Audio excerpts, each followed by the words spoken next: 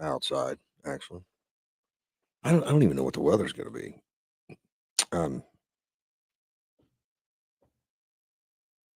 I'm going to check it out. It says 52. I believe it. I don't see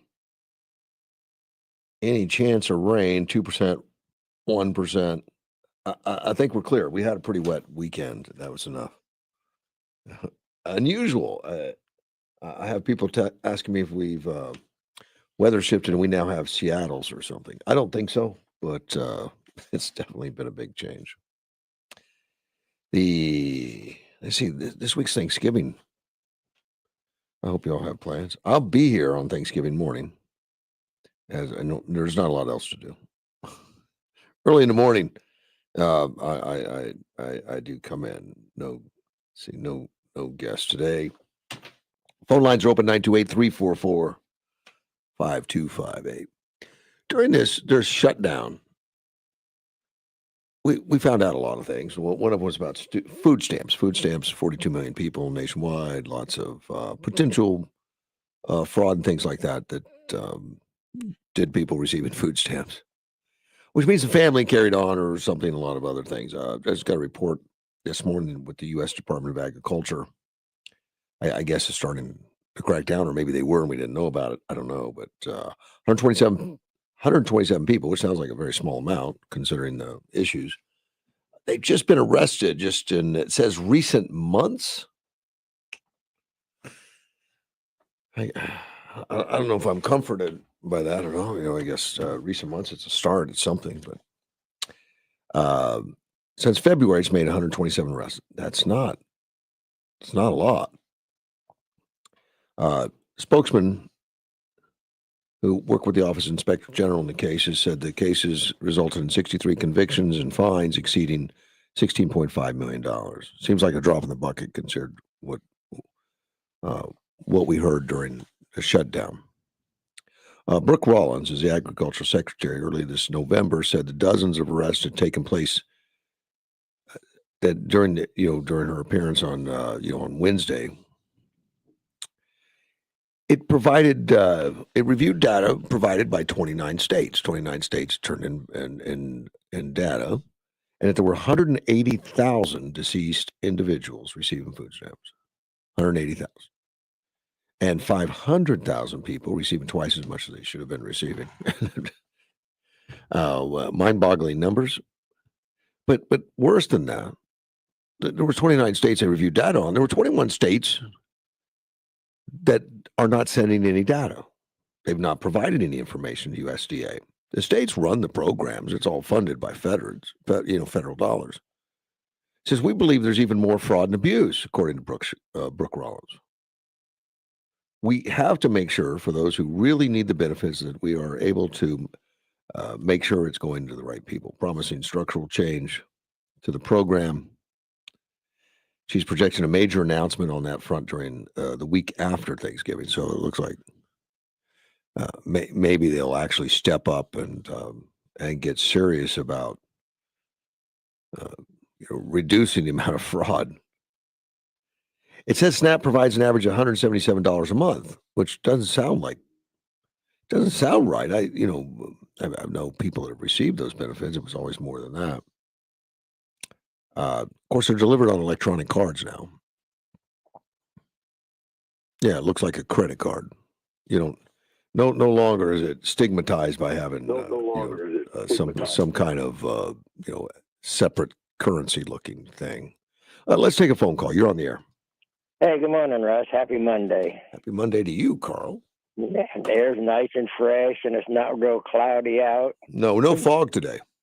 I was going to go visit some friends yesterday. I thought, no, I'm just going to stay home. I'm not going to get out and all that. You're just like a chicken out in the middle of the road. Someone's going to run over you. Yeah, don't do that. No, I know better. That's why I don't ride bicycles.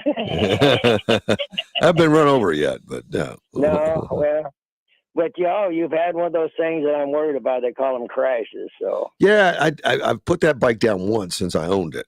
I've got over 2,200 miles on it. Yeah, well, yeah. I would say you were a cautious driver. Yeah. I definitely try to stay away from cars. Yeah. but the only thing we can't stay away from is accidents. So Yeah, that was operator error, I'm sure. yeah. Well, yeah, one thing you had on gloves so you didn't get all skinned up. Gloves and a helmet. I don't care what they Well, say. Go ahead and laugh at me. well, Yeah. they say, well, when I see people out there riding bikes and stuff without helmets, I say, well, there goes stupid.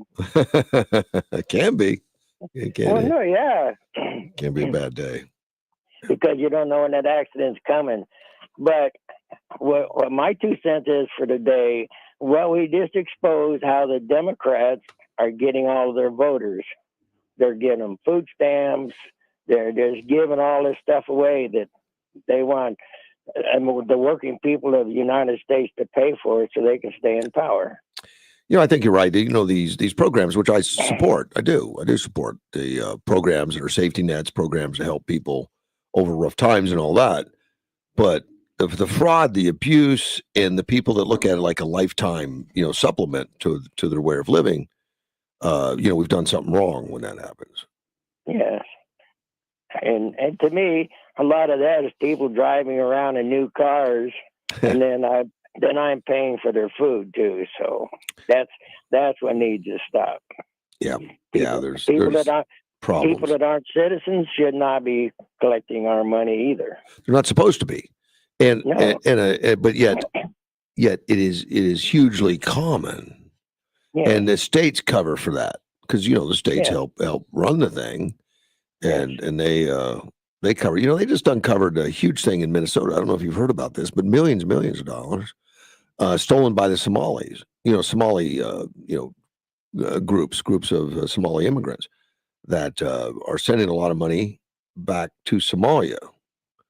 And they're doing it by defrauding a lot of programs, autism programs. There's a government, a government program for autism support, which grew exponentially in the Somalians, where they're recruiting kids to sign up for autism that may not have it, and then a lot of that money goes right back to Somalia and to some of the terrorist organizations. And it's federal dollars, but it's being hijacked by states that by Omar. Is that her name? Yeah. Omar claims that she's Somalian, cares more about Somalia than America, wants to move back there to raise her children and everybody there, and they're funding Somalia. Like I think they took in over $1.7 billion,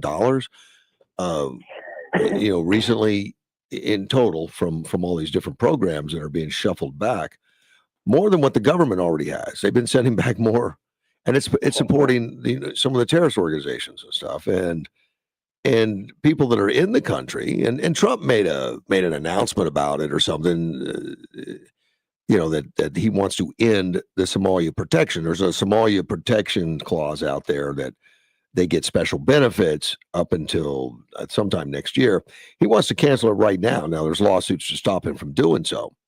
But the realization that these Somalian immigrants are down here fleecing us, sending it back to Somalia. Yeah, and the Democrats are helping them do it. Well, and so is that governor of Minnesota, Tampon Tim, that has made no comment about it even after Trump put it out there on social media, and Trump has been out there saying that he's trying to end right now that special protection they got, and deport Somalians that are doing this that are not citizens. The ones that are involved in the graft and in the ripping us off. Yes. But you know what Omar's reaction was? Omar's reaction was, "Good luck with that. We're all citizens." We were also, well, they're not all citizens, but she's right. The majority are, and it's kind of a thumb your nose at the president. You can't touch us. When she gives speeches constantly that she cares more about Somalia than the United States, and she is a sitting House of Representatives. She's sitting there in the House of Representatives. Yeah. And somebody the Democrats put her in there. Yes, of course. And it was Obama that flooded Minnesota somehow with Somalians.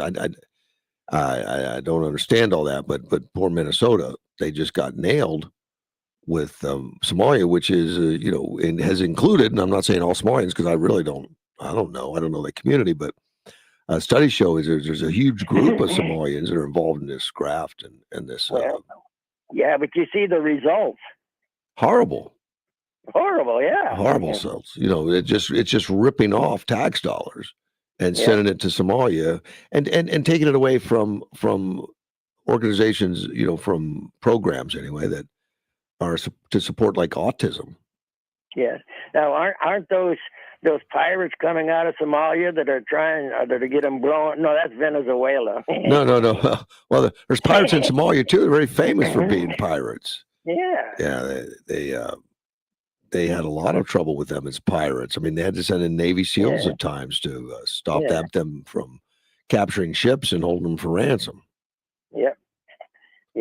President Trump kind of remind me of a big old fly swatter and those boys on that boat. One whack and you're gone. Yeah, it's been yeah. Hey, He's a no nonsense guy. He doesn't want to put up with any of this stuff. well, I don't think he'll get the the Somalian United vote States now. shouldn't put up with it. No. Yeah. And before you run me off, my last comment is for Mark Kelly. Yeah. Mark Kelly got my McElhaney Cattle Company Rose Garden Award. I've been in this service too, and I never heard what the hell is an unlawful order. Well, No. such a thing does exist, I'm sure, but to put that out there, not to follow Trump and stuff. I mean, it is so outrageous, and our U.S. senators doing that out of state of Arizona. Yeah, but that's what I don't understand. When somebody higher up than I was gave me an order, I went, how can I turn out and say, well, that sounds like it's unlawful to me? Yeah. Well, that's what he did. He did that to the President of the United States. Yep. He turned around and said, well, that sounds unlawful to me. What are you going to do? Well, I would go smack him.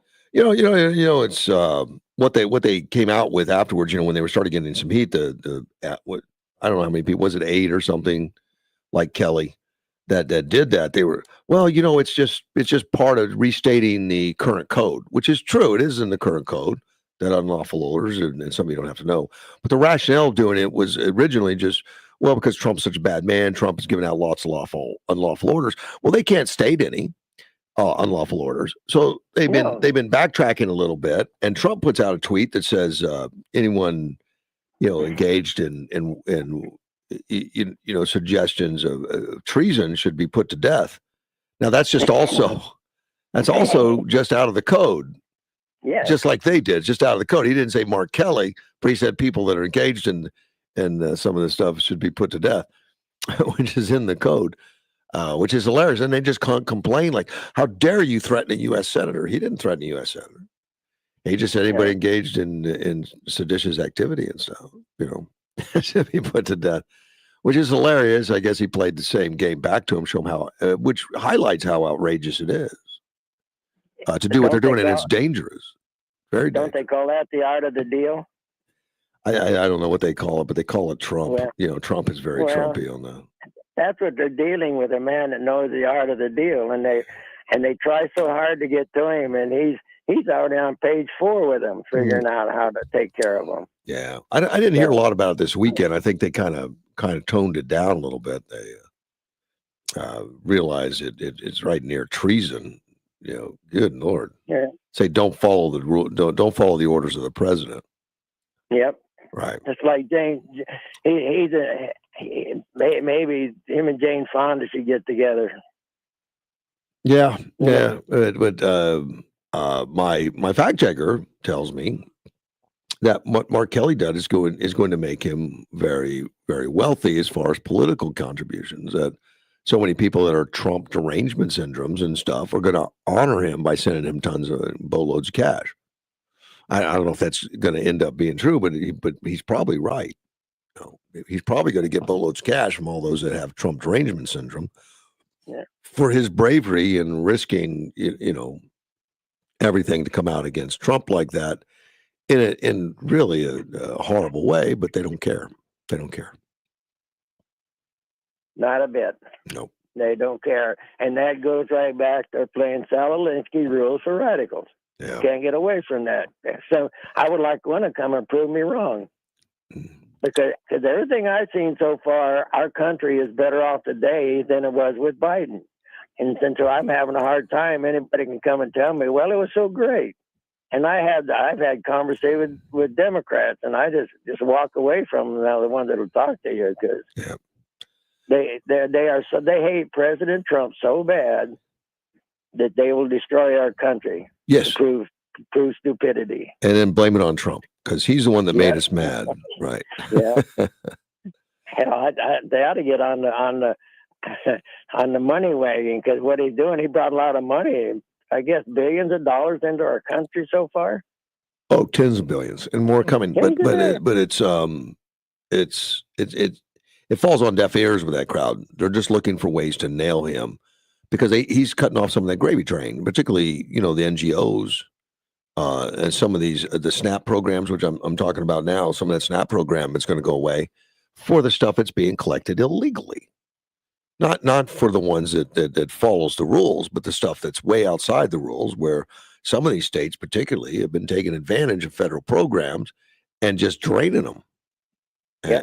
And not turning in reports. Look, we got 21 states that didn't even give information to the agricultural secretary that's running the program. Don't even like none of your business where I'm putting the money. We don't want you to find the fraud. One more thing with Donnie, when President Trump had that meeting with the new mayor of New York, Yeah, I'd have loved to have been the fly on the wall because President Trump knew exactly the way it was going to be, and he's not going to get any money from the government. right. And I would, if I was in office, I'd put money on that. Yeah. President Trump just told the guy how it's going to be. So. Well, but it looked like a very friendly thing. It was a surprisingly. It was. But it also looks. I mean, Trump said he was going to support some issues in New York, which give him credit. He's going to support the lawful issues. Now, whether Mandami steps outside that, I don't know. I was a little confused about it, but Mandami asked for the meeting. He got it, and Trump gave him a warm welcome. Yeah, but President Trump, with the golden rule, he says, kill them with kindness, and they don't know what the hell to do. And that's exactly what President Trump did. Well, and Trump is the president of the United States, and he doesn't even want people in New York to fail. And he didn't want them to pick a communist, but he didn't want them to fail. Right. And did you see the point where a reporter asked Mandani, is Trump a fascist? And Mandani stumbling around with it. Well, and he started to answer it, and Trump interrupted. He said, "No, that's too complex. Just tell him it's okay. You can, it's okay. I'm good with it. Yeah. Call me when you want." Trump doesn't hesitate to call him a communist, or of course he self-identifies as a communist. Yeah. He says, "Go ahead and call me a fascist." It doesn't mean anything anyway. They've destroyed the meaning. No one knows what it means anymore. No. So I think what President Trump really told him, he's not going to get we the people's money for these programs in New York. Yeah. I think that's going to be the end game, Carl. You're right. I don't think he's going to support, programs that are, where they're being abusive on the programs, ripping it off or ask. And, they're going to ask for extra money, emergency money, because they've got a real emergency. The emergency is taxpayers that actually pay taxes, wealthy taxpayers, are leaving.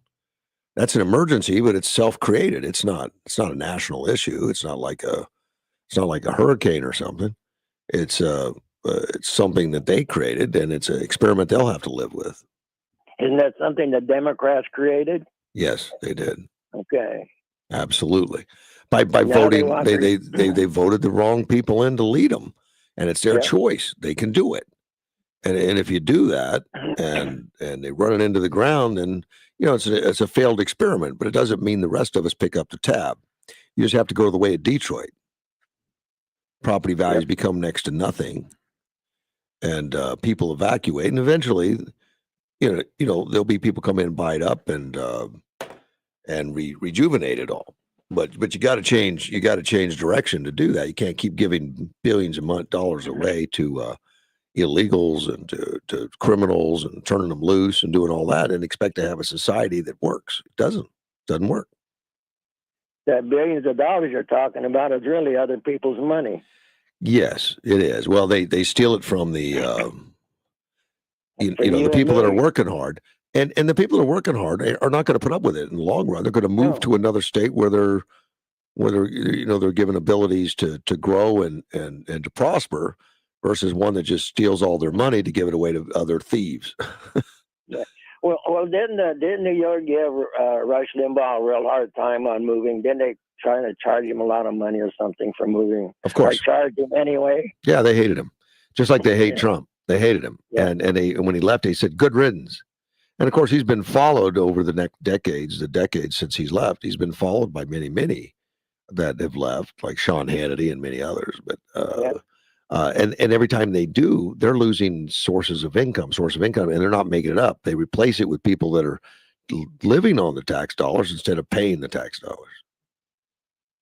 That's me and you again, isn't it? Yeah, it is. Yeah, but I'm not going to New York to be part of that tribe. No. And we don't need a federal government that's going to start subsidizing bad behavior. If states start doing things that are causing them to go into the red, then we shouldn't just cut checks to them to bail them out, especially when their programs are going to continue to cause more and more debt, more and more problems. Yes. Yeah, they need to live with the results. That's why we have 50 states. States' rights, man. You want to drive your state into the ground, you got every right to do it. Go ahead and vote those people in. Yeah. But don't expect the Fed shouldn't come in and pay for it. The other 49 states shouldn't come in and pick and bail you out. And that's exactly what President Trump told him. I would bet. You ain't second on our dime, buddy. I don't know. Anyway, Russ, thank you, I'm sir. gonna let you go. Take care. Have a good day, bye. Bye. This is Mr. Carl. Let me take a break. We'll be right back. AM 560. For today, mostly sunny, 71, clear and 52 tonight. Mostly sunny and 75 on Tuesday. 52 Tuesday night, sunny and 76 on Wednesday. To be a part of Russ's show, call 928-344-5258. That's 928-344-5258. Hey, Yuma, it's DJs for PJs time. That's right. We're on a mission to collect new, warm pajamas for families in need. Swing by our radio station or Avenir Financial at 1780 South First Avenue and on North Frontage Road in the foothills, or any local Little Caesars Pizza, and drop them off before December 14th. Every pajama helps bring a little comfort this winter. Let's come together and make sure everyone in Yuma has something cozy to snuggle up in. Allo Fibers teamed up with DirecTV and launched Allo Mobile. This product combination means internet you can count on, streaming TV you can watch anytime and anywhere, and nationwide coverage on your mobile plan that you can depend on. It's real service, and it comes with real savings because now you can switch, stack, and save and get all three of those services at one affordable price. A savings you won't want to miss. Switch, stack, and save at allofiber.com/stack. November is the month of deals at Firearms Unknown. The clock is ticking, so don't let a day go by without a Firearms Unknown daily deal. With daily deals up to 90% off. Firearms Unknown is your holiday headquarters. Take advantage of our daily deals at our Yuma store or online through November. Don't forget to come back on Black Friday for our one-day-only super deals on guns, ammo, knives, targets, and accessories for the shooter on your shopping list. Firearms Unknown, 801 West 32nd Street or firearmsunknown.com.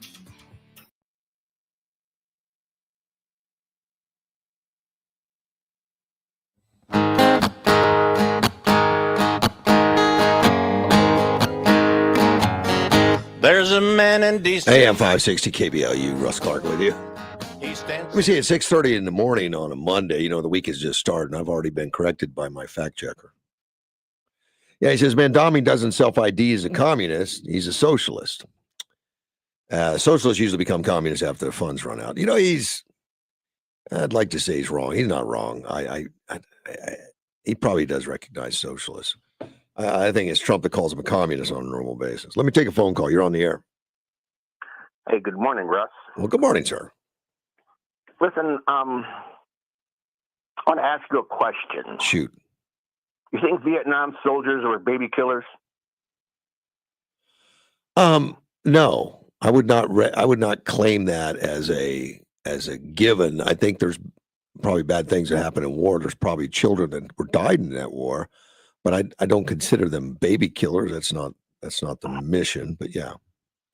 Well, that's the moniker that the Democrats give the Vietnam soldier. Well, they did, yes. Vietnam soldier was never a baby killer. What they want to draw our attention to is the incident, the unfortunate thing that happened with Lieutenant Calley. Yeah. And, that should be taught. What happened on that day, what happened the days before, and what the result of that court-martial was. Yeah. Now, we don't have enough time for that, but people like to thank a serviceman for their service.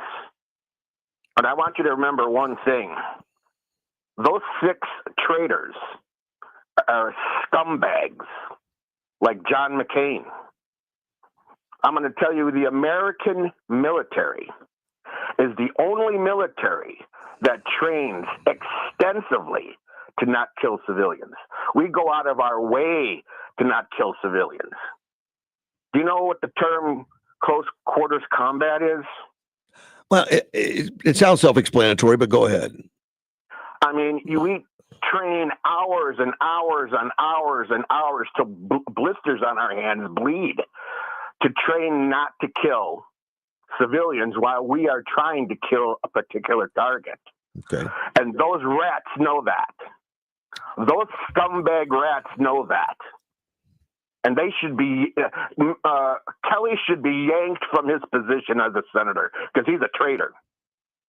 Oh, I think it's egregious what he's just done. I absolutely do. And and probably yanking him from his position would be up to the voters. I hope the voters are paying attention. Nah, you know what? This is all BS with this voting crap because the voting stuff is so corrupt. He needs to be yanked out of there. Yeah. He needs to be perp walked in cuffs and belly chain and leg shackles.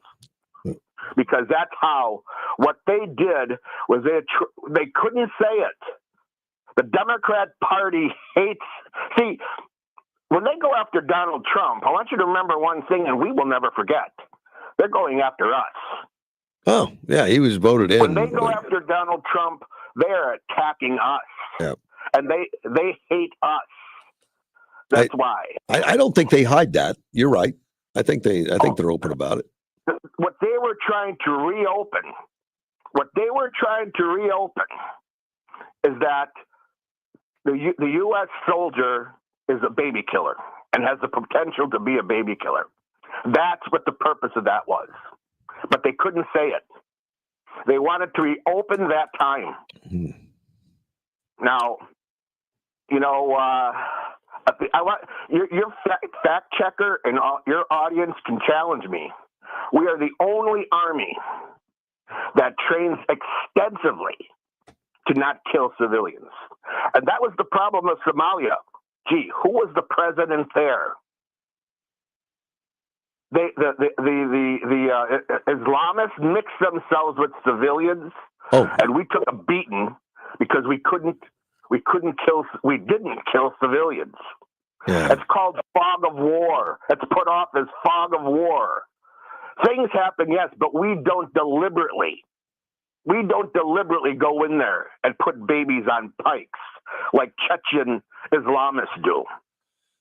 Well, you ever see a Chechen Islamist get in a ring and play volleyball with bayonets with babies?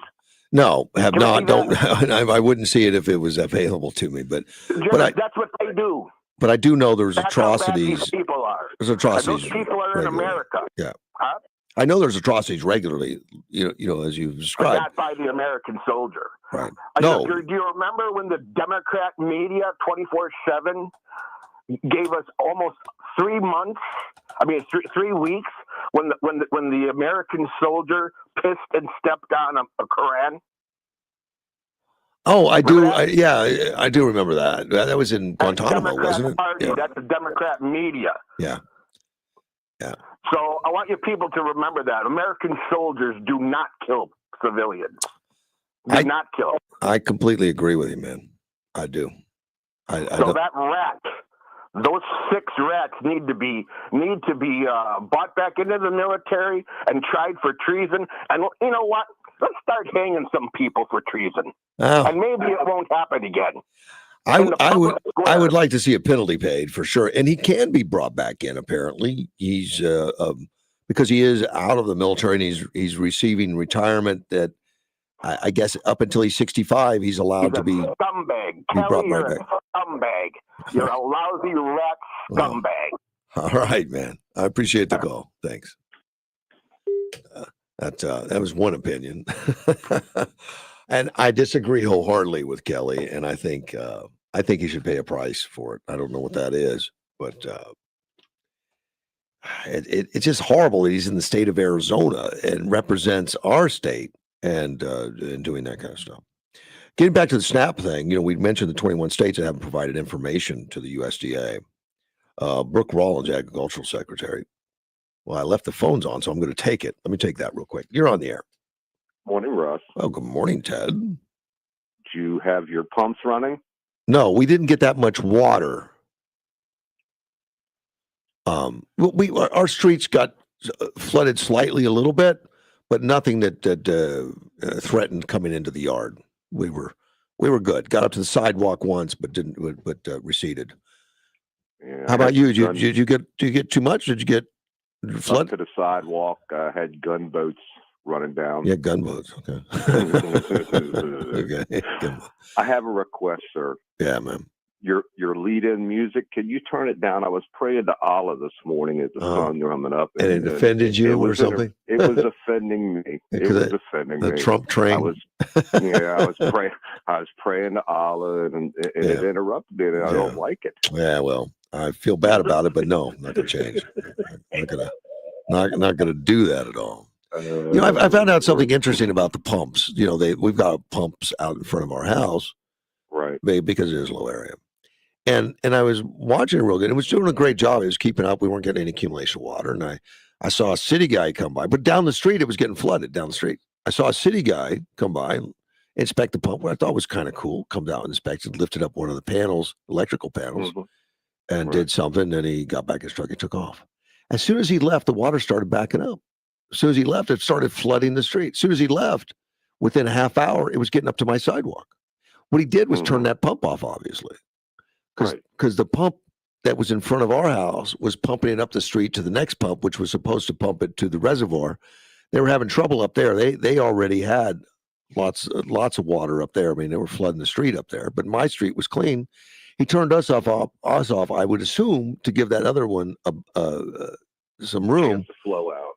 To do that, but that just shows there needs to be some more work done, which is supposed to be happening hopefully next year. Yeah, we'll see. I was watching that. I was watching that on TV. The new projects around here. They showed Hacienda, but none of that what was told to me by the engineer about Palo Verde and all. I didn't even know Palo Verde flooded. I never knew that till you told me. I told you I had gunboats just running down this weekend. Well, there's a lot of opportunities to correct a lot of mistakes made in building. We shouldn't have areas that routinely flood. Shouldn't happen. And so far this year, I think our streets flooded 4 times. I mean, to the point where you can't get a car down it. So we're now to a 10-year rain. Yeah, maybe 100-year. Yeah, we're like a daily rain.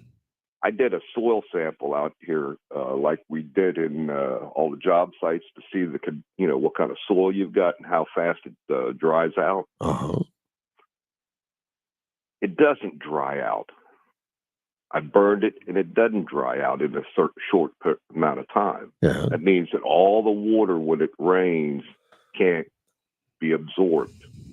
It's like we're sitting on a pan. You know what I mean?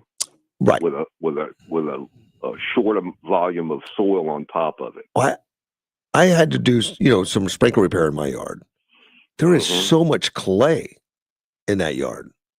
I mean, it doesn't drain well. It's not. And I don't know why it has that much. But it does. It has. I don't know the history of it, but well, it's before all this was built around here. I don't want to go millennia, but thousands of years ago, all this was shoved off into the ocean by glaciers. Yeah. I forget the exact terminology was, but when the Great Lakes had all burst, there was a huge ice dam up there. It shoved everything east to west to the ocean, right. Which meant it took off most of the soil. And there's a name for that period that occurred here on the U.S.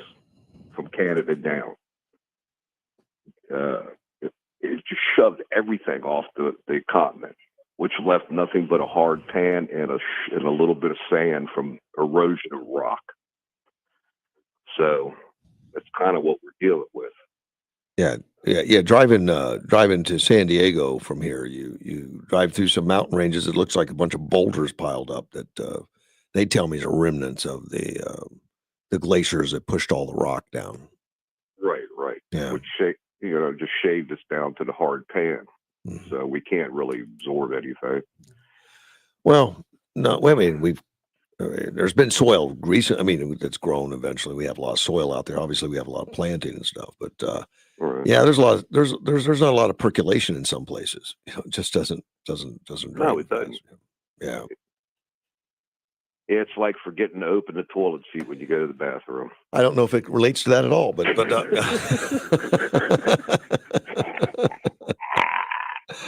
Well,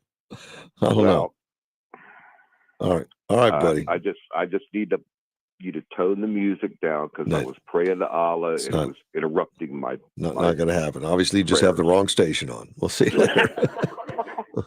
All right, See thank you, you, buddy. sir. Bye bye. Yeah, I'm not changing. Let me take a quick break. We'll be right back. AM 560. Why are cornucopias part of a Thanksgiving tradition?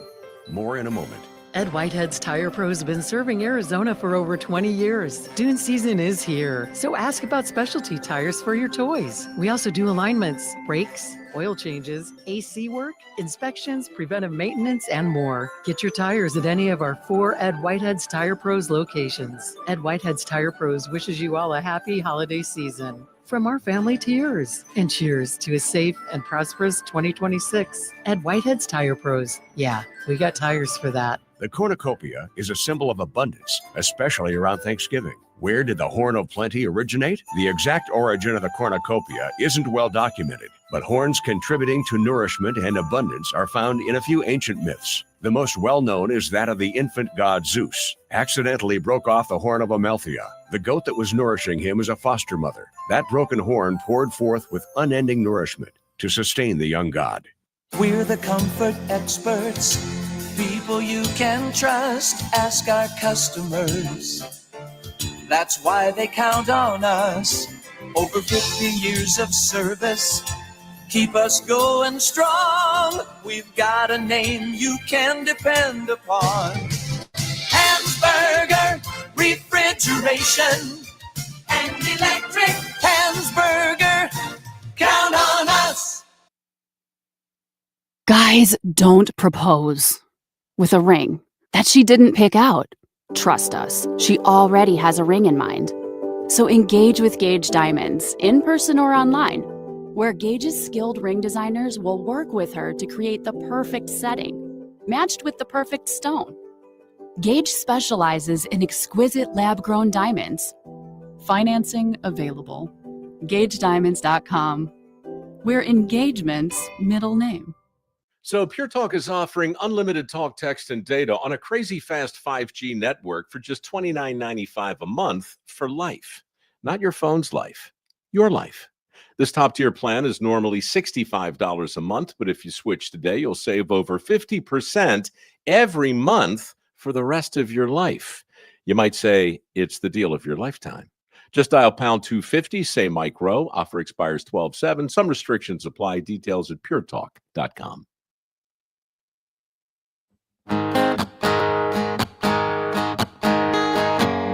AM 560 KBLU, Russ Clark with you, and I do have a caller on the line. Good morning, Ernie. Good morning, Russ. Many years ago, back in the 80s, I used to live down there in that area where you're at. Uh-huh. And I had to put in some sewer lines and stuff and did a little research. What I understand, that soil down there is called Gadsden soil. Oh, really? And it's mainly delta water. As the mud is collected on the top over the years. And it runs anywhere from 2 to 4 feet deep. And then you'll run into a sandy pocket of sand underneath that. Oh, but that top 2 to 4 feet is just like clay almost. I mean, it's just, it's tough. Yeah, it's horrible. Harder than heck to dig up with a shovel. Man, I had to get a pickaxe out to cut through it. It wasn't just shovel. I had to work to get through that soil. I mean, it seems to be working for the grass and all. You keep it fertilized and all, but it's not going to have a lot of drainage going on. No, and yeah, part of the problem, the water table is so high down there. It's kind of hard to put in an effective storm drain. Right. So you have to use some pumps. I'm surprised they allowed the development to be built when it was but it was built in the early 70s. I don't. I would think there would be a lot more work done first, like they did on Redondo Drive before they built the Home Depot. That was all swampy and wet. And they built it up. They brought in lots and lots of fill. When did they build that? Back in the 90s? Late 90s, maybe. I was here when they built it. Yeah. Yeah. They got a little smarter back in the old days. Back when I first moved back to Yuma, I worked for the building department for a while, and we worked in a little cottage right next to the old courthouse. And there was only 2 of us in there and a secretary. So we didn't have a whole lot of crew to, do a lot of research on a lot of things. So, yeah, but they'll get my development fixed. I mean, it could be fixed, but it's going to be with pumps, and keep it out. But if they can build New Orleans, feet below sea level and have it dry, then we should be able to keep my little neighborhood dry. oh yeah. I've been down at Saddle Week. They've got some real deep shafts that you go down, and there's like a couple pumps down there that have cutting tools built into them that tear up whatever it comes through the sewers and stuff. And they've got it all designed to take care of that kind of thing, so it can be done. It can be, but really, I would hope the building codes are such that you just don't build in areas like that until you get a drainage system design that's going to work. Versus putting a bunch of houses in there and say, it rained and flooded. It's too bad for you, right? Yeah, exactly. Well, I mean, like out here in the foothills, we're kind of lucky. We've got storm drains, but they've just dug out pits, for the water to go in because the water table, is right below. Right. No, there's a lot of areas built there for overflow. Yeah. Right. Unfortunately, you don't live in one of those areas. You can do that. Right. Yeah. Appreciate the call, my friend. Yeah, no problem. Have a great day. Thank you, sir. Bye-bye. That was Mr. Ernie this morning. Let me get back to the SNAP thing real quick and finish this up. But the agriculture secretary, which is responsible for the SNAP, Brooke Rollins,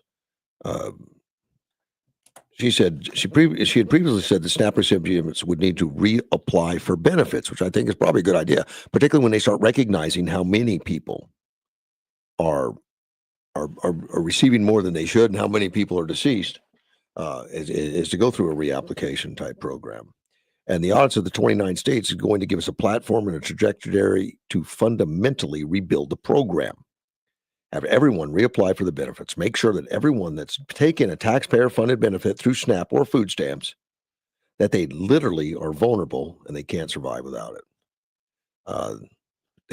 They don't have any real details of the plan. They're developing it right now. We really want to make sure that those who are receiving the supplement nutritional benefit, it was never meant for the long term, are just to those that need it. Whatever the reapplication looks like, we're working on that right now, but it won't be too onerous. And for the families that really need it, we'll make sure they're going to get it. Now, state officials, which run the programs, the Fed finances, states run it.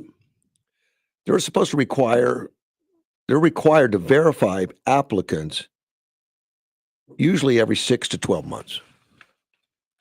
Obviously, I don't think that's happening. Most of the $10.5 billion in food stamps improperly paid to people in fiscal year 23 stem from states not verifying the eligibility of recipients of the program, including whether recipients were U.S. citizens. And see, that's somebody mentioned earlier that immigrants shouldn't get food stamps. Well, they're not supposed to. It's for U.S. citizens, not immigrants legally present in the country.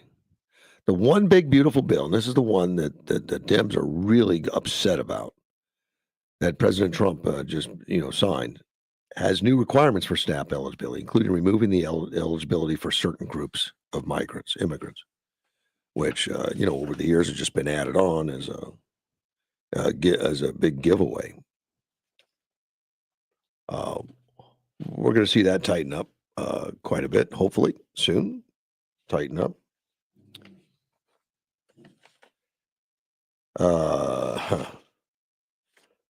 Slender Man. I didn't know what Slender Man was, but I've heard a lot about it, so I had to look. Yeah.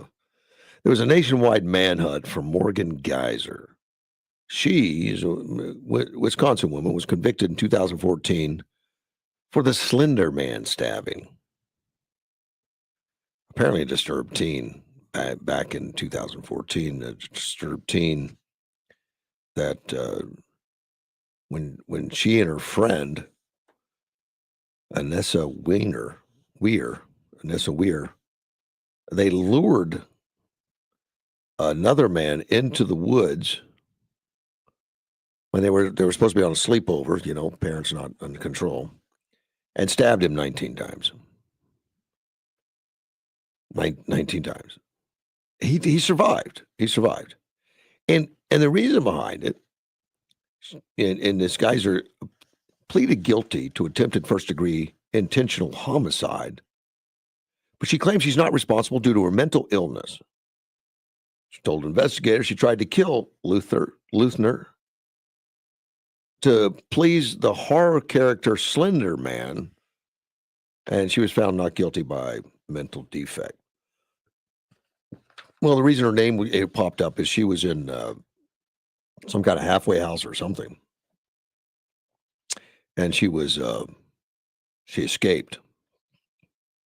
Yeah, she escaped. She cut off her Department of Corrections monitoring bracelet, the things they put on your ankle, and she fled a group home on Saturday night.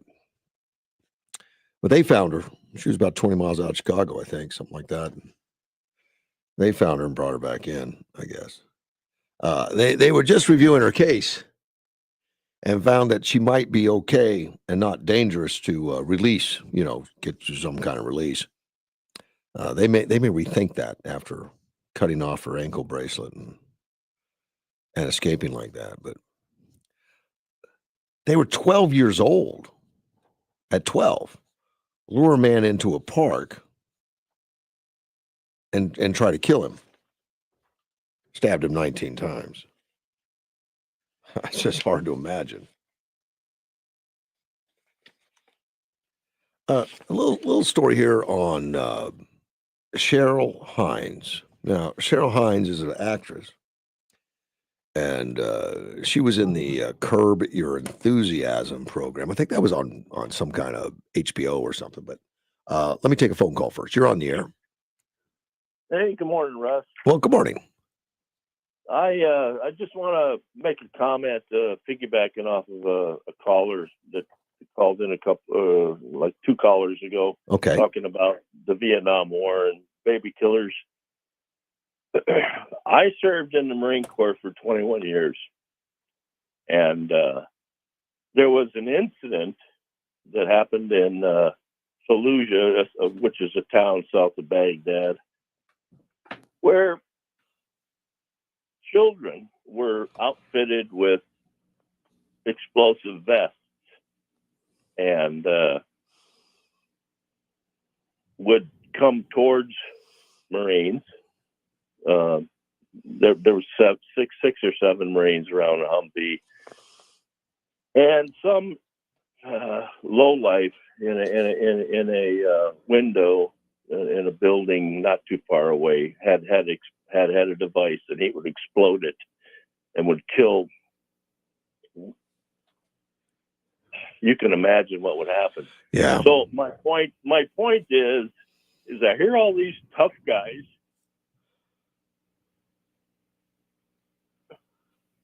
and I get emotional when I talk about it. I hear all these tough guys talking about how tough they are. Well, how tough are you? Can you pull the trigger on a child coming at you? with a smile on their face because they want the Tootsie Rolls or the hard candy that we had in our MREs. Yep. So be careful how you label baby killers. That's all I got to say, Russ. Man, I appreciate your service and thank you for the call. This was like 30 years ago, and it still bothers me. Obviously. Thank you, sir. Thank you. Thank you for the call. Thank you for your service, buddy. Thanks. And the gentleman that called about baby killers was complaining that that's what Democrats referred to Vietnam veterans, and I don't think he has any malice towards Vietnam veterans. And the term baby killers is abhorrent, obviously. And the gentleman that was involved in action that got to see things the rest of us doesn't have to, because he's fighting for our freedom and taking that burden on for us. And God bless him for that. And I wish him well. The fact checker is checking me, and it has to do with the gentleman that called about the United States training to not kill civilians, which they do. He mentioned that the Brits also train to reduce civilian casualties. I would think that the Israelis do too, but from what I've seen from them, we're not the only ones. But yeah, but his point was, I think, that many countries do not. He said, you could also say the French because they just surrendered. Now, that's funny, but that's good. And he also puts in there that the period when glaciers remove soil from the southwestern United States is associated with the last glacial maximum, which occurred around 26,000 to 20,000 years ago. During this time, glaciers expanded and shaped the landscape, leading to significant erosions in the deposits of glacial material. Yeah, we see it a lot out here. Particularly when you drive San Diego and see all those, it looks like the mountains were made by somebody that just dumped a bunch of boulders. I'm told that's where the glaciers stopped and melted. You know, they just deposited everything. They'd scraped off the landscape and deposited right there where all that stuff is. I'm going to talk about Cheryl Hines. I'm not going to get it done in this hour because I'm coming up on the top of the hour. But Cheryl Hines is married to Robert F. Kennedy Jr. And her being an actress in Hollywood, she's probably very much a Democrat, married to Democrat Robert F. Kennedy Jr., which I didn't really know. We all know that Robert Kennedy was a Democrat running for president. And then at one point, he dropped out of the race and went home and told his wife, Cheryl Hines, that he's going to drop out and support Donald Trump for president, and then became part of his cabinet, as we know, on health and home, on the health services and all. I read this little article that explains some of her heartache and turmoil on that transition, and being a Hollywood actress that is would probably be shunned by many of her friends for having even a husband that supports Donald Trump. I'll get to that after the top of the hour. We're going to take a break and be right back. AM 560, KBLU.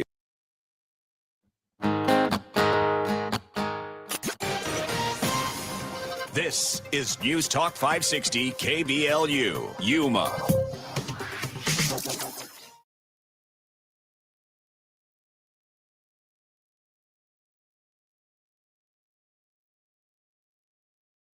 Cartel led by leader Nicolas Maduro, a foreign terrorist organization, as the U.S. military keeps patrolling off the coast in a 2-month operation targeting illegal drug trafficking, blowing up more than 20 suspected drug boats, killing dozens of alleged narco-terrorists. Reuters out with a new report saying covert action could begin soon inside Venezuela. This comes at a month after President Trump authorized the CIA to conduct those operations. And here's from Reuters. 2 of the U.S. officials said covert operations would likely be the first part of the new action against Maduro.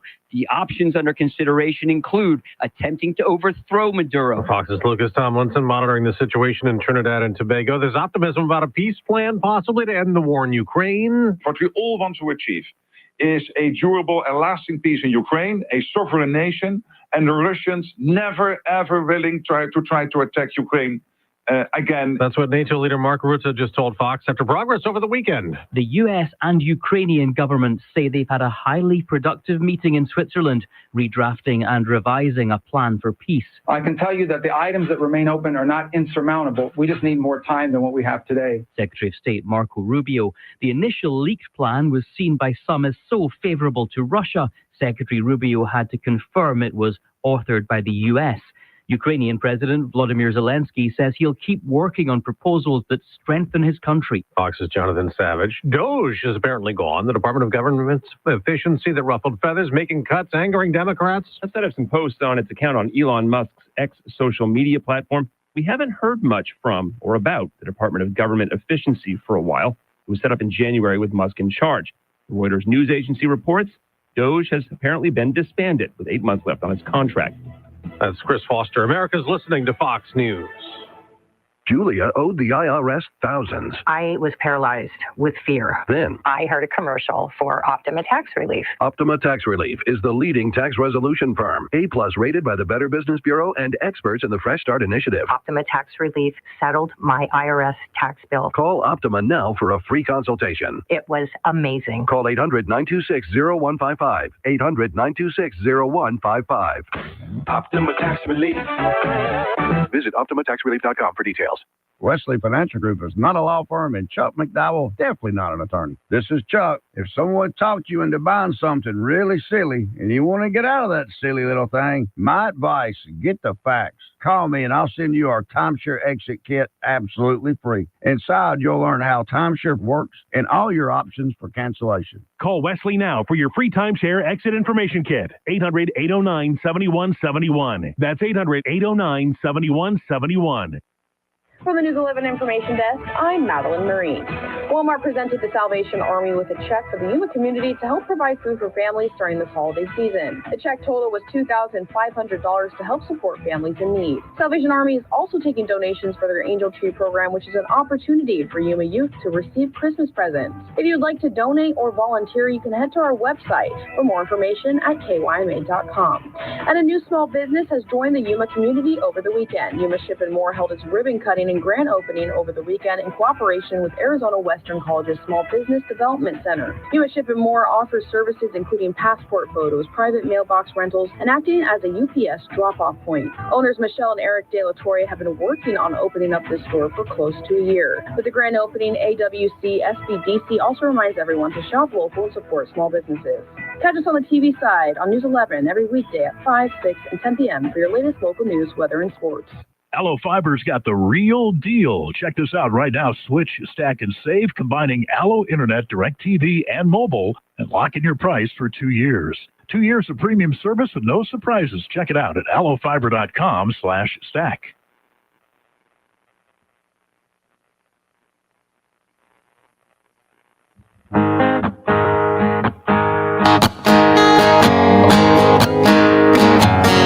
There's a man in D.C. He stands 6'3". He's fighting for you.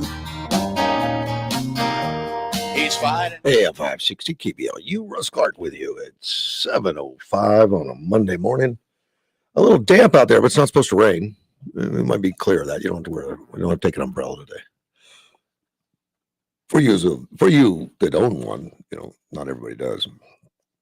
Cheryl Hines, I started talking about her. She's married to Robert F. Kennedy in the difficult times she had with him running for president, which would be tough on any family, and then dropping out and working for Trump, which would be terribly hard for somebody from Hollywood.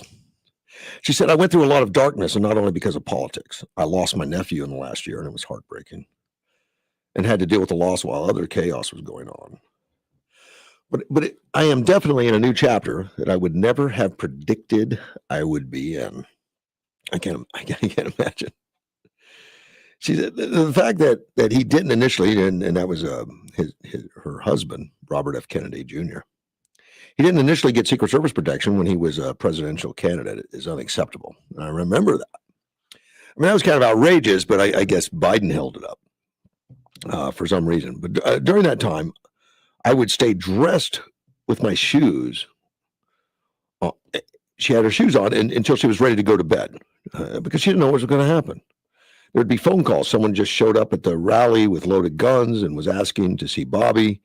So real concerns. And then 3 days after the Trump assassination attempt, she recalled a meeting with him that caused her to break out in hives and landed her in urgent care, which was Trump. Well, with all the Trump arrangements in him, she probably was one of them. But Trump had a bandage on his ear. That was a reminder of how close the bullet was to his temple. It really struck me that something could happen in an instant that would change everything.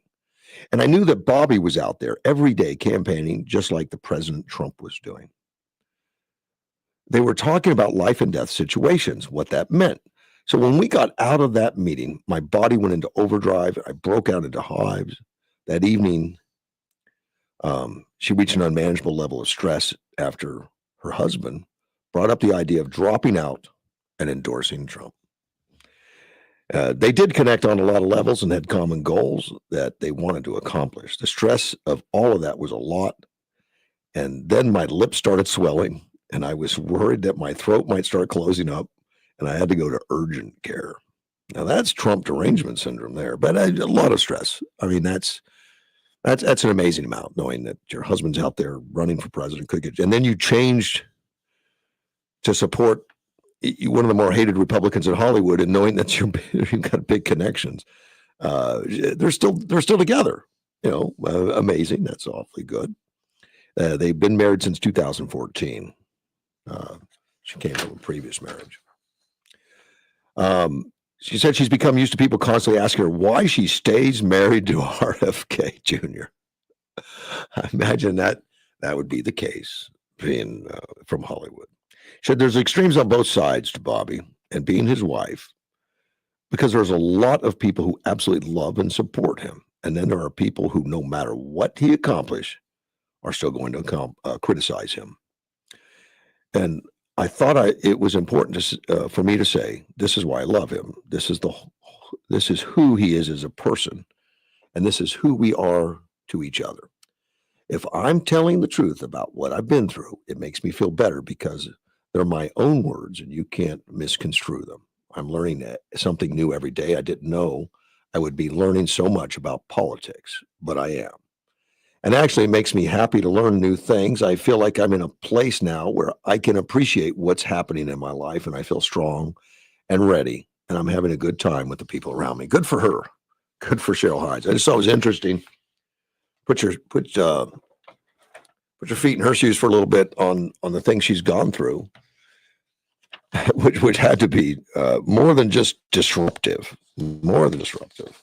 So I'm glad she's pulling through, and they're still together. That would be a strain on a relationship that most people couldn't handle.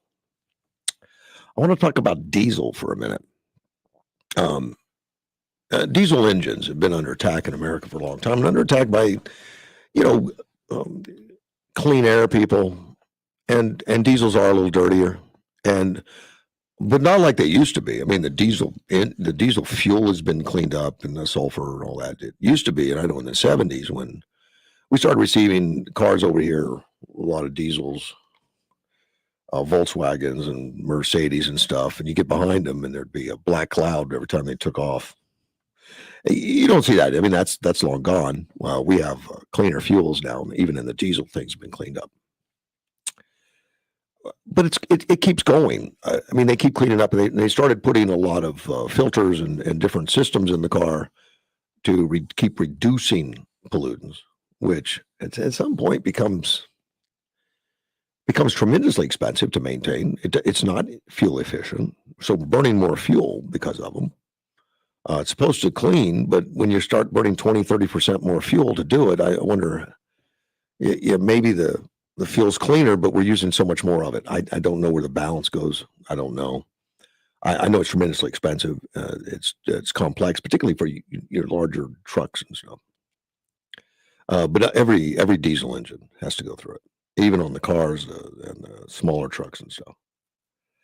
But there's a Diesel Truck Liberation Act out there that is seeking to protect truckers and mechanics.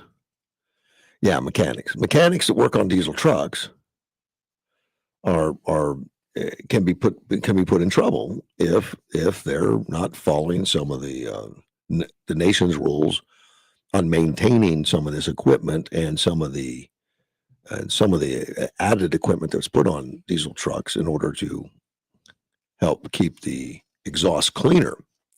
Well, sometimes those systems break down and they have to be repaired.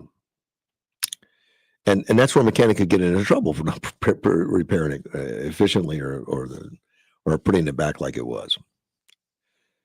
So there's layers of federal regulations that threaten the people who keep America moving, according to this article. These mandates aren't saving the planet, they're shutting down livelihoods. And it goes through the cost to clean. Since 2010, every diesel engine sold in the U.S. comes with fitted with diesel particulate filters and selective catalytic reduction systems. And they're meant to capture some soot, neutralize the nitrogen oxides. In theory, they're good for the environment. In practice, they're crippling the very trucks that keep shelves stocked and first responders rolling. Right. So most by first responders, ambulances, fire trucks, haulers, truck haulers, they're all diesel. Everything's diesel out there. That's big when you need a lot of torque, a lot of weight. Let me see, there's DPFs, clog, SCRs, units freeze, and those are systems that put on there. When this happens, engines derate to limp mode, and I'm very familiar with that. Yeah, if you don't take care of the maintenance of these things, they go into limp mode, which means the engine will run very low speeds just to get you off the road because they lose power. A single failure can cost upwards of $5,000 to repair. I've seen it even go more. I've seen it go more. And hold on, let me grab a phone call real quick. You're on the air. Good morning. Well, good morning. Why don't you give them a little bit more information of people that have F-250s and Chevy 2500s with Duramax and Power Stroke? Well, I didn't get there. I had to answer the phone. But yeah. Well, let me hang up. I'll hang up and you can go ahead and give it to them. That's all right. You're very familiar with it also, man.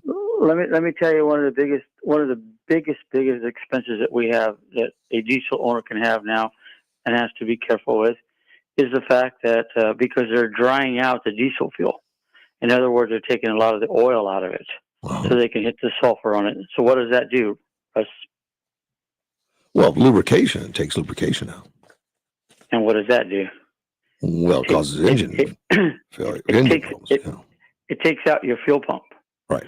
Well, so you got to pressurize the fuel. You got a fuel pump that takes the fuel from the tank in the back, takes it all the way up to the engine, and then you got to pressurize that to open up those injectors. So what happens is Bosch and all these companies that make these fuel pumps, they don't have an oil galley for that fuel pump. That fuel pump depended on the oil from the fuel to lubricate it.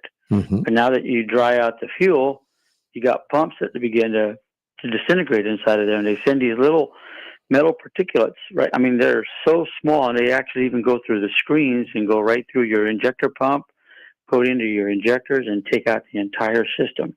Could cost you $10,000-$12,000. Oh, easy. Yeah. Chevrolet, you got to replace everything. They even recommend replacing the fuel tank because it goes all the way back. The only thing in the system you don't replace are two metal lines that are 3 feet long because you can flush those. So yeah, our government at work and our automakers that don't keep up with the fact that they're drying out the fuel. So it begins to become a very, very expensive repair. Oh, on an engine. Yeah, those high pressure fuel pumps that you're talking about. It's not a small job to replace. Not just the cost of the pump, but the cost of mechanics to get to it is. The labor. I mean, of the whole bill, probably a good 70% of that is the labor. Yeah. And 30% being the parts that go in there. And all of these particulate filters and all the other stuff is the cause of a lot of the problems with these engines dying prematurely and having breakdowns and problems. I mean, I'm not even talking about you're talking about just the fuel. Yeah. I'm just talking about just the fuel system that feeds the fuel to the motor. Oh no, you're talking the exhaust stuff on the other end, which is for emission controls and what have you not. That's another working system that also can be a very expensive when you're not regenerating like you should and what have you not. People don't realize too. I've seen it. You got to be real careful if you actually own a diesel, because when that diesel truck is regenerating, the heat underneath there can be almost 1,300 degrees on that exhaust. So make sure you don't pull off the side of the road with some tall dead grass, liable to catch on fire. Well, yeah, and the regeneration is it's getting it hot enough to break down some of the particulates, yeah, and to flush those filters. And once that starts, some people have to keep driving because you're supposed to keep driving. Now you can do it parked, but that's not as good for the engine. You can actually smell it. Yeah. Yeah. It's that hot, and when you're driving down, you come up to a stoplight or something like that, and you can actually almost smell it, and you'll actually smell it coming out of the exhaust while it's in a regen, and also it should be telling you as you're driving that you've entered into regen. Of course, some of the bigger trucks, like the UPS trucks, and even some smaller tractors, they actually have a way when it starts to regen that you can actually turn it off. Only because if you're driving down into like a loading dock area or someplace, they don't want you regenning in that area, so they can manually switch it off. Yeah, because you don't know when it's going to come on. The computer turns it on while you're driving. Correct. Yeah. Correct. You don't know. It senses when it needs to be turned on, and it'll come on. And let me ask you. I got a caller that just texted me and asked if there's additives to add to the diesel to help lubricate it. Now, I don't know of any that are recommended. There are. I think one. It's got a real funny name to it. But if you go online and check them out, there's some. I know Garrett down at Reliable has some stuff you can go in there and buy from him to put in your fuel, just to add where it's at. They actually sell like a pump type deal, like an upgrade that some shops here in town can put in for you before everything explodes. So that way, when that pump explodes, it's going to make a mess in your whole system and cost you a lot of money. Oh, gosh. So there are pumps you can add that actually have oil things go to them, oil journals, if you will, a line, and oils are pumped for you, so that way you don't have that situation arise. Which is sad because, well, look at what's going on right now with Chevrolet with the Duramax diesel.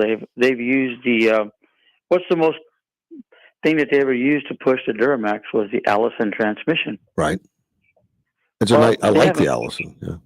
Yeah, I do too. But they haven't put them in a Chevrolet pickup in the last 3 years. Oh, they haven't? No, but your hood will tell you have Allison. Oh. Chevrolet is using one of their own Chevrolet 10-speed transmissions now. That's too bad. Well, it's mismarketing in my opinion. But it's not an Allison transmission. It's a Chevrolet 10-speed. Yeah. Well, that's definitely a big difference. Well, now maybe Allison will go and they'll put an Allison behind a Dodge, because Dodge made a great Cummins engine diesel, but the transmission could never hold up behind all that power. But anyways, yeah, do your math. Owning a diesel has its pros and its cons, but look at Chevrolet with their 5.3, and they actually have a 6.6 gas motor now too. That's and of course the Duramax is also a 6.6. Yeah, but if you're going long distances and you're hauling motorhomes or hauling stuff, diesels are absolutely designed for that torque and for that. They're the best. And they'll go, we've had them go 500,000, 600,000 before even needing much of any repairs. I mean, if you take great care of them, they're wonderful. But when they break, they're tons more expensive. So if you're buying a diesel just because you want one and you don't really have anything to haul, I wouldn't recommend it. Yeah, well, I don't know if I'd recommend a gas motor either, because look at all these 5.3 and 6.0s and all that you go start them and those lifters start rattling. Yeah.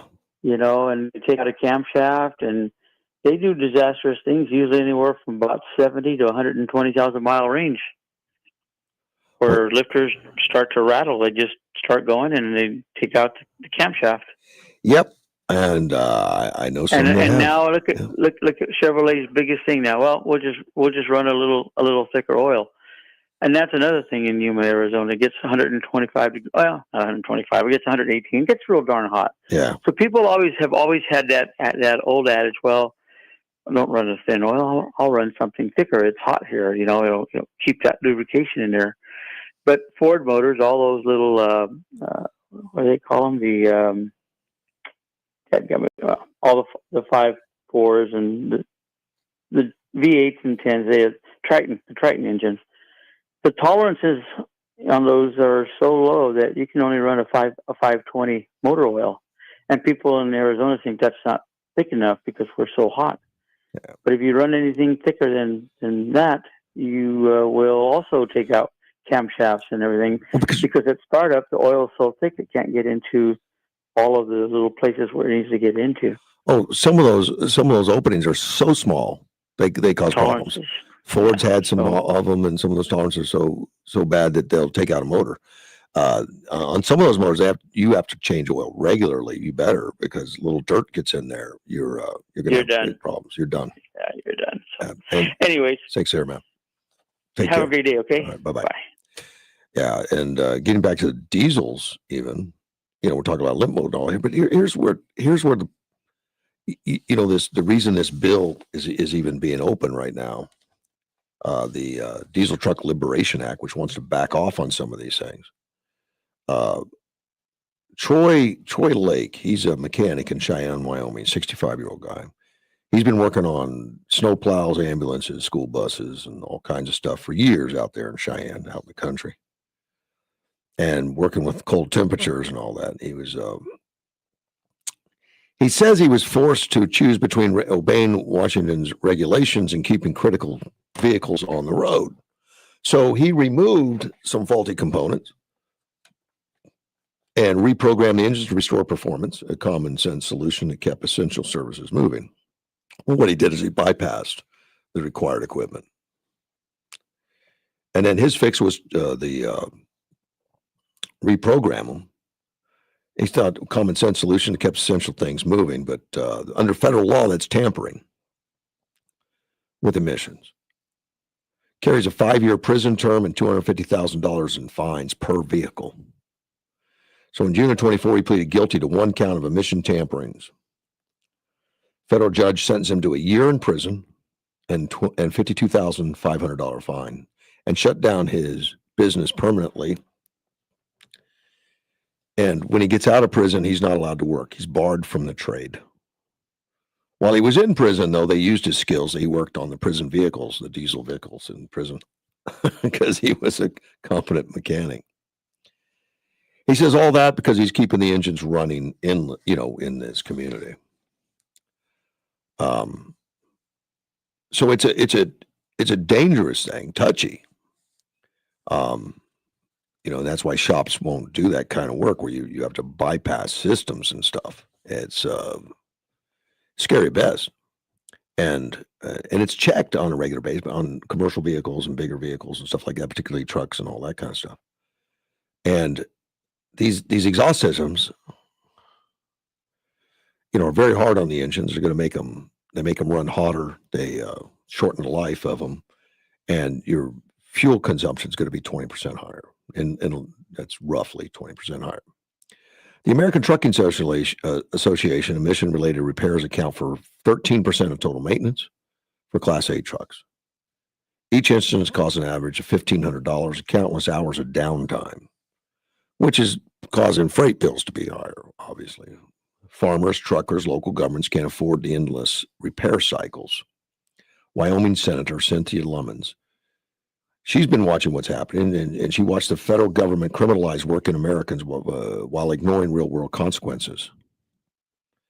So in October of this year, she introduced the Diesel Truck Liberation Act, designed to restore sanity and balance, remove mandatory federal requirements for DPFs, SCRs, and onboard diagnostics, limit EPA's enforcement power over diesel tuning and emission deletes, protect mechanics and operators from prosecution for performing practical repairs, and provide retroactive relief, vacating sentences, clearing records, refunding fines for past convictions. The EPA, well, really, the environmental advocates warn that legislation could reverse decades of progress under the Clean Air Act. And I wonder, with so much extra energy spent on these solutions, and we burn so much more diesel because of it, are we really getting much cleaner air? I don't know. I'd like to see some numbers on that. And there's a legitimate concern. Clean air matters. That's also true of today's engines. Tuning and filtration technologies are far more advanced than those available when the mandates were written. Recent research shows that advanced model-based engine controls and virtual sensors can significantly cut nitrogen oxide and particulate emissions and help engines stay within strict tailpipe limits while reducing dependence on extra physical sensors and minimizing urea and fuel penalties. And urea is an additive they put in there. EPA leadership acknowledged the need for flexibility and modernization. The question isn't whether we should protect the environment. It's we're rigid, we're outdated. Enforcement is at best. What's the best way to do it? So hopefully there's a way to relieve some of this stuff. And I would be surprised if it was only 13% of the total maintenance cost. I think it would be higher than that. Just from a little bit we see some expenses that are going on. I mean, it's very expensive to fix some of these things, and we're just talking about emission controls. It gets very expensive. And it burns so much more diesel. We'll be right back. AM 560 KBOU. It's pajama time, Yuma. Join Eldorado Broadcasters and Avenir Financial for DJs for PJs, collecting new, unused, warm pajamas for families in need. Now through December 14th, drop off donations at our radio station at 755 West 28th Street, Avenir Financial on South 1st Avenue and North Frontage Road in the foothills, and any local Little Caesars Pizza. Let's keep Yuma warm this holiday season. November is the month of deals at Firearms Unknown. The clock is ticking, so don't let a day go by without a Firearms Unknown daily deal. With daily deals up to 90% off. Firearms Unknown is your holiday headquarters. Take advantage of our daily deals at our Yuma store or online through November. Don't forget to come back on Black Friday for our one-day-only super deals on guns, ammo, knives, targets, and accessories for the shooter on your shopping list. Firearms Unknown, 801 West 32nd Street or firearmsunknown.com. For today, mostly sunny, 71, clear and 52 tonight, mostly sunny and 75 on Tuesday, 52 Tuesday night, sunny and 76 on Wednesday. What's up, Yuma, and hello, Russ Clark Show listeners. Johnny Porter here, and I just made the switch to Allo Fiber, and it's a game changer. Lightning fast speeds for streaming, working from home, and gaming. No buffering or slowed down speeds. It's time to ditch the glitch and switch to Allo Fiber. We're the comfort experts, people you can trust. Ask our customers. That's why they count on us. Over 50 years of service, keep us going strong. We've got a name you can depend upon. Hansberger Refrigeration and Electric. Hansberger, count on us. Guys, don't propose with a ring that she didn't pick out. Trust us, she already has a ring in mind. So engage with Gage Diamonds, in person or online, where Gage's skilled ring designers will work with her to create the perfect setting, matched with the perfect stone. Gage specializes in exquisite lab-grown diamonds. Financing available. GageDiamonds.com. We're engagement's middle name.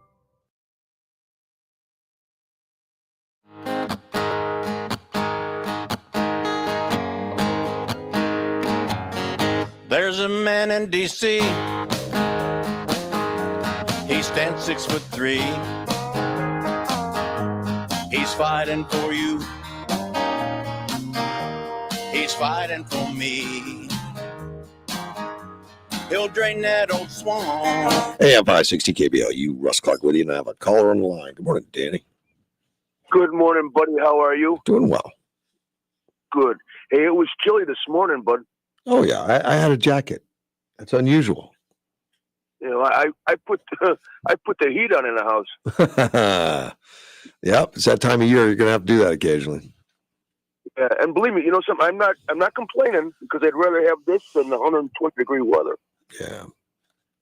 You know. Yeah, you sleep better with cooler rooms. You do. Definitely. Yeah. So, so how was your weekend, bud? Man, we did well. You know, we stayed indoors a lot. It was raining. Oh yeah, it was. Yeah. That was kind of crap. But I think we're all done with it now, aren't we?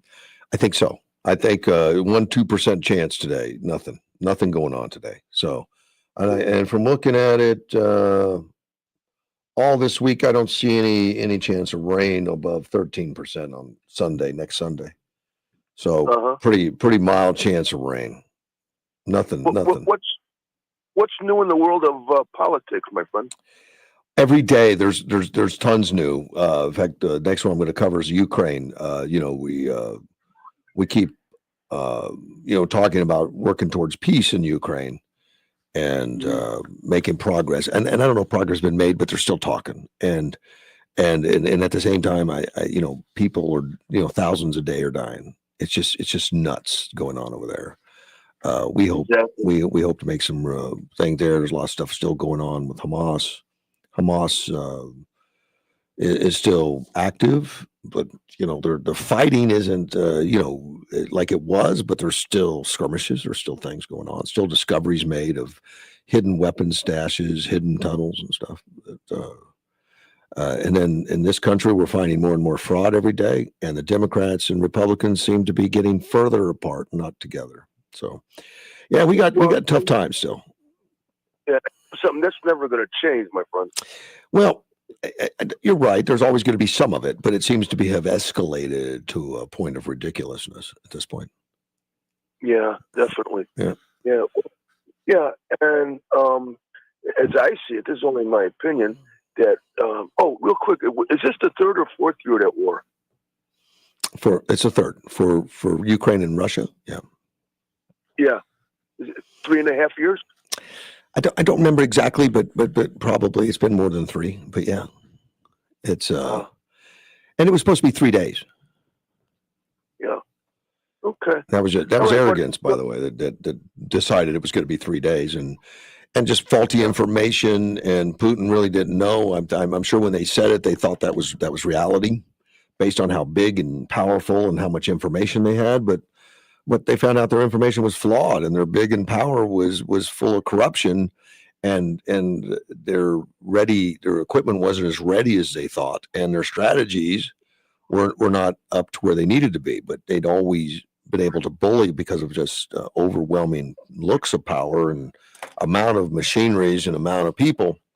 They could overcome these smaller states. But Ukraine has been an eye opener for everybody. Yeah. Yeah, it's crazy, man. I just wish they'd put an end to this thing already. I know the president, that's what he wants to do, but look, the 28-point plan they're working on right now seems to be written by Putin, and it's not palatable to the Ukrainians right now, but it's a starting point. And it's what they're talking about. But they fought for 3.5 years to protect their country, to keep it whole, and now a peace plan is out there. Now that they're gaining ground, they're attacking Moscow. They put Moscow in the dark by taking out power plants. They've got technologies advanced now far beyond Russia in 3.5 years. And now they're told, well, just give up the property and we'll call it quits. Give up 20% of your country and we'll call it quits.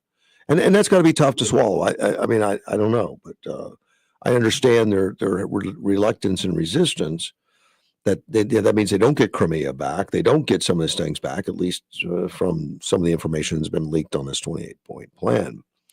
That Russia would be able to keep the spoils of war after they've killed so many people.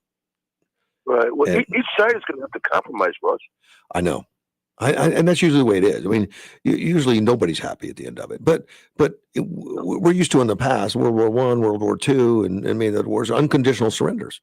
Unconditional surrenders, with Japan was an unconditional surrender. There was no compromise.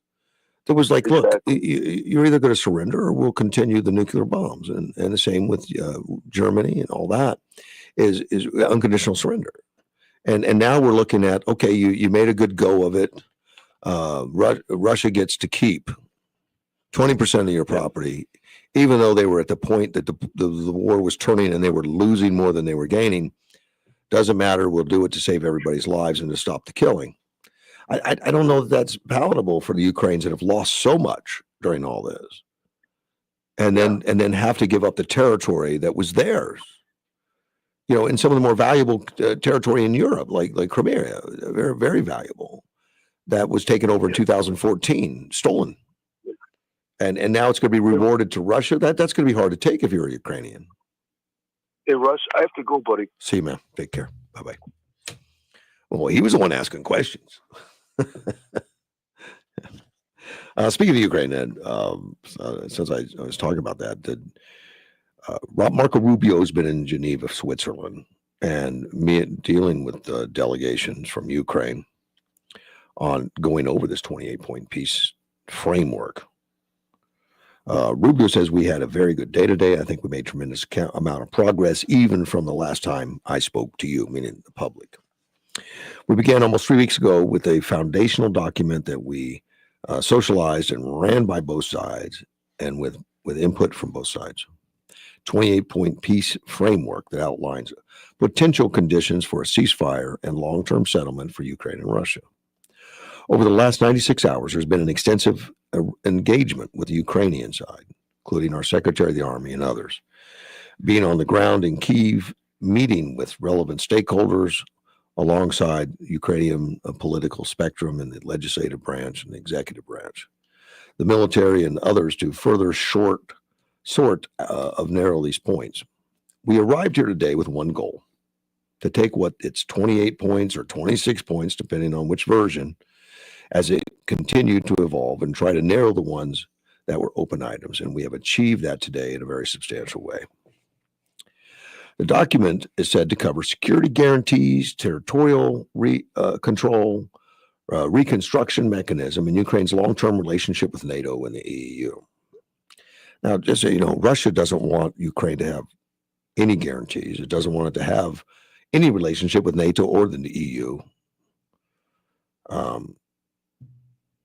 But if you're Ukraine and you sign a peace deal and allow Russia to rebuild what it's lost, you may be back at war in a couple of years, and you would sacrifice some of your most valued territory, which would be Crimea for its locations, and some of the eastern parts of Ukraine, which are some of the richest as far as deposits of minerals and material and farmland. Rubio said, now, obviously, like any final agreement, I have to be agreed on by the presidents, and there are a couple of issues that we need to continue to work on. Yeah, because Russia says no NATO, no EU. They want to dictate. They want to dictate to the United States on it too. It's a very delicate moment, and it's important. Like I said, there's not agreement in those yet. Some of these schematics are language. Others require higher levels of decisions and consultations. Others, I think, just need more time to work through. There were some that involved equities or role of the EU or NATO and so forth. And those we kind of segregated out because we just met with the national security advisors for various European countries. And those are things we have to discuss with them because it involves them. Yeah, they want Russia wants a peace plan that includes dictating to EU and NATO what they're allowed to do. I don't know how that's going to work. Rubio says, I don't want to declare victory or finality here, but there's some work to be done.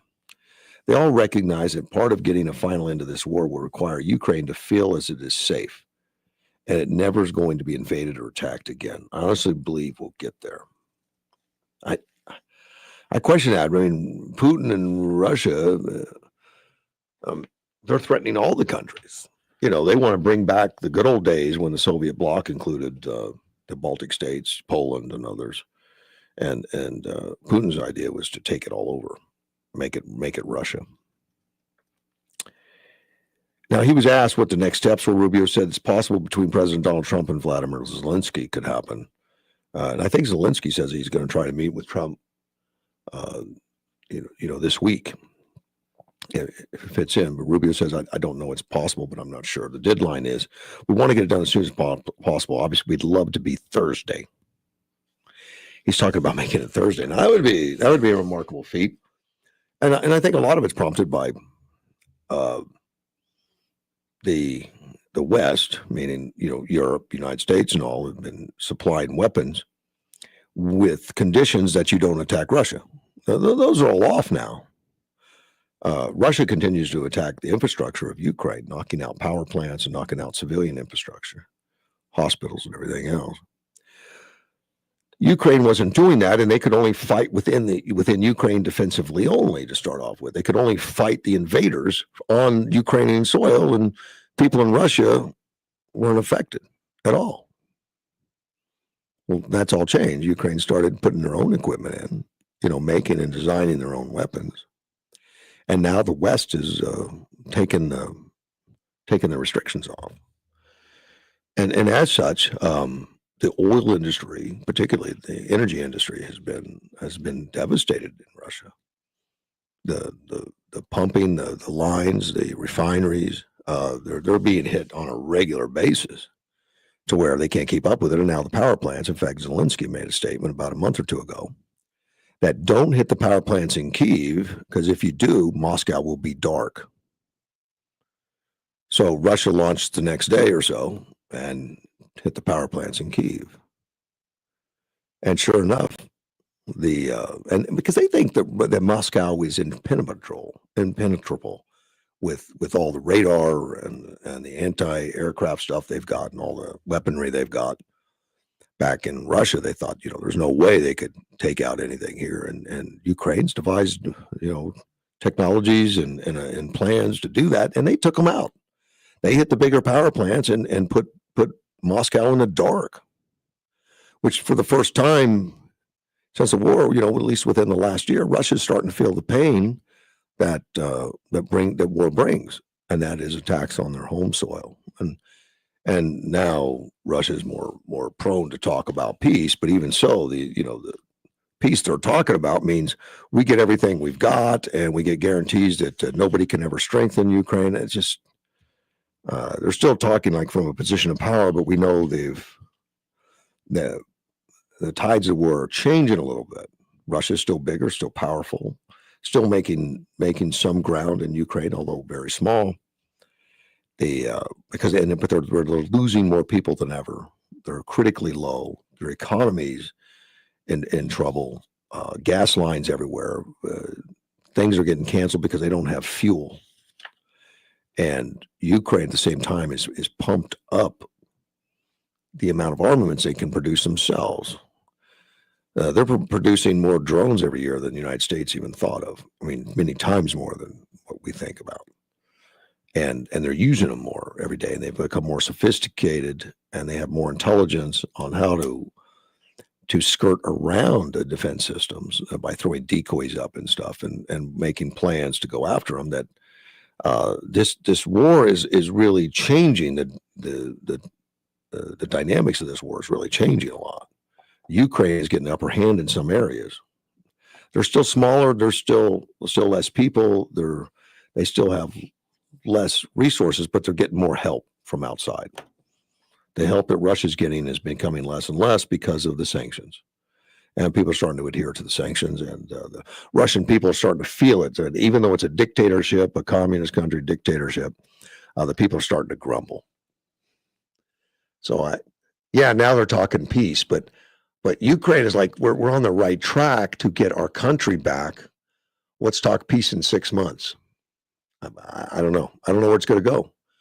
We'll have to stand by and watch. We'll be right back. AM 560 KBOU. Allo Fiber's got the real deal. Check this out right now. Switch, stack, and save, combining Allo Internet, DirecTV, and mobile, and lock in your price for 2 years. 2 years of premium service with no surprises. Check it out at allofiber.com/stack. Why is turkey a Thanksgiving traditional dinner? More in a moment. Ed Whitehead's Tire Pros have been serving Arizona for over 20 years. Dune season is here, so ask about specialty tires for your toys. We also do alignments, brakes, oil changes, AC work, inspections, preventive maintenance, and more. Get your tires at any of our 4 Ed Whitehead's Tire Pros locations. Ed Whitehead's Tire Pros wishes you all a happy holiday season. From our family to yours. And cheers to a safe and prosperous 2026. Ed Whitehead's Tire Pros. Yeah, we got tires for that. Thanksgiving celebration has lost much of its original religious significance. Instead, it now centers on cooking and sharing a bountiful meal with family and friends. Turkey, a Thanksgiving staple so ubiquitous it has become all but synonymous with the holiday, may or may not have been on offer when the Pilgrims hosted the inaugural feast in 1621.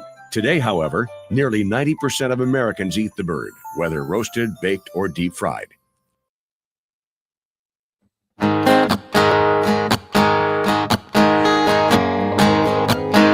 AM 560 KBLU, Russ Clark back with you. It's 7:46. That's what it is. In fact, the phone's ringing. Let me grab that. You're on the air. Hey, Russ. Good morning. Well, good morning. This is Jesse. Hey, happy Thanksgiving, you and all your listeners. Same to you. It's a good week for it, right? Yes, sir. I agree with you. It's always a good week for Thanksgiving. Yes, it is. Holiday. Hey, you're talking about Ukraine, Russia, and I just wanted to throw a dynamic that I feel I see with my kids or grandkids or people that are kids at work. And I remember the bicentennial in '76, and we loved America. I loved America. Even my bike was called 76. And I remember in songs in popular culture on the radio, always, I know there was some folk protesters and commies out there, but in general, the vibe growing up in in America on the 200th birthday is different than today. When you talk to the youth, like the Nick Fuentes generation and the kids going to college, not the Charlie Kirk types, but a lot of the establishment hates America. A lot of the kids hate America. Yeah. When I talk to a lot of kids, I talk about the America exceptionalism, and they go, yeah, but Jesse, yeah, but this, yeah, but and they always accentuate the negative, and they literally hate America. I think that's why it's so important that we celebrate the 250th birthday, all of us, because there's a lot of hating going on. Agreed completely. It is different. This 50 years has made a big difference, and I don't know, the left has taken over the education system, and I think has made a big difference. And we weren't paying attention. It was Charlie Kirk that saw the danger and attacked it, and they killed him for it. Exactly. And you know what? If we don't, us grown-ups, if we don't talk about American exceptionalism through the prism of love, like we did in the songs back yesterday, America the Beautiful, God shed his grace on thee, they love mercy more than life, all the lyrics and all the verses and all the songs of America. These kids, they think they're woke. They listen to all these podcasts and they're real woke. They know everything, but they've never built a family. They've never built a business. They haven't gone through depression. They haven't gone through recession. For example, they talk about the kids dying in Palestine. Well, we've been seeing terrorist attacks all our lives. They've only lived through one, and that's all they talk about, the Jews, the Jews, the Jews. Well, there's a myriad of problems all over the world. But these kids, they think they know everything, but they look at it through the prism of America being bad, where we faced all our problems through the prism of America being good, exceptionalism. Yep. I think there is the difference. I think it's going to come back, Jesse, and it's going to be a lot of hard work, a lot of people, and we need to keep talking about it. I think you're right. Yep. Thank you, sir. Thank you, Have a good man. day. Take care. Bye-bye. Well, since Jesse brought that up, I'm going to change the story I was going to talk about. I'm going to talk about a story about the article was Death of America History, ? And the University of Mississippi, the Declaration of Independence Center of the Studies of American Freedom, seeks to, they're giving students a deeper, more accurate understanding of America's founding principles and the freedoms. Director is the Dr. Stephen Schulte. Okay. And Associate Director Rankin Sterling. Sterling says it's pure and utter ignorance when it comes to the knowledge of founding documents amongst Americans. And it's not their fault. They've been taught in a certain way. And then this is compounded over time so that the teachers themselves are ignorant of what's actually in the founding documents. Many of them haven't read the founding documents without some sort of coaching as to what they mean. They're quoting some studies that have gone on. U.S. Chamber of Commerce Foundation in 24 said that more than 70% of Americans failed basic civic literacy quiz. And I think this falls right back to what Jesse's talking about, that we don't appreciate America and don't love America like we did because we haven't taught it. We haven't taught the civics. We haven't taught the founding documents. He said every year, and this is according to Sherling, every year they do a whole bunch of studies and run a whole bunch of surveys, and they find year after year that students' knowledge of American civics and the American historical tradition of liberty and justice, it's just not something students know very much about. Another study by the American Council of Trustees and Alumni found that among college students, 31% knew that James Madison was the father of the Constitution. 23% knew that the phrase government of the people, by the people, for the people comes from the Gettysburg Address. Yeah, that was Lincoln. He believes the problem that we have today, of course, is students rarely reading or engaging directly with the founding documents. Unfortunately, most students never read the founding documents. They're told what they say, which is, I never thought of that. I think that's unfortunate. We have classes on the Declaration of Independence and the Constitution and the Bill of Rights and the Federalist Papers. I think that the American values are enshrined in our Christian heritage and our Western heritage, and both of those are really combined and found in the Declaration of Independence. The Cato Institute 2025 4th of July National Survey amongst over 2,000 Americans. 53% did not know that the Declaration of Independence was adopted to separate the colonies from Britain in 1776. 64% said they believe freedom is at risk in America and that the Founding Fathers would be disappointed in how the U.S. Constitution is being followed today. I think it should be higher than 64%. According to the Annenberg Policy Center, 70% of U.S. adults could name all three branches of government. You would think that that'd be pretty simple, the three branches of government, but only 70% of adults now. Additionally, when asked which rights are guaranteed by the First Amendment, just the First Amendment, 79% said freedom of speech. Fewer than half named the other four rights. Freedom of religion was only 48%. Free press and assembly was just very low. The right to assemble. The cancel culture, and they talk about the cancel culture, continues to be a problem in academia nationwide. It has captured academia. People are pushing back against that now, finally, but it's still strong. He believes that America wants to believe that the founding of the U.S. was based off of oppression. That's the cancel culture. We're based on oppression. America has all this really highfalutin language about liberty and justice and equality and all of that, but really that's just, a sleight of hand to cover up the fact that what we really wanted to do was continue the institution of slavery, to continue the oppression of women, and to further facilitate the taking of native lands. And he's saying that that's not true. He's saying that's what that people are believing now based on current educational directions. He says, I'm not saying that all those things didn't happen, but to say the United States of America is about that, that's what it's about. That is absolutely just untrue. And if you sit with the founding documents, you'll be able to defend against that charge. According to the ACTA, the 2024 report, only 28% of college students knew that the 13th Amendment abolished slavery. Research found that only 18% of four-year colleges and universities require a foundational course in U.S. history or government. And that's been declining over the decades. It's been declining. The Decoration Center really focuses on making sure that students, faculty, and citizens across the state of Mississippi have a chance to study our founding documents. But in particular, we want people to know about the importance and value of our tradition of American liberty.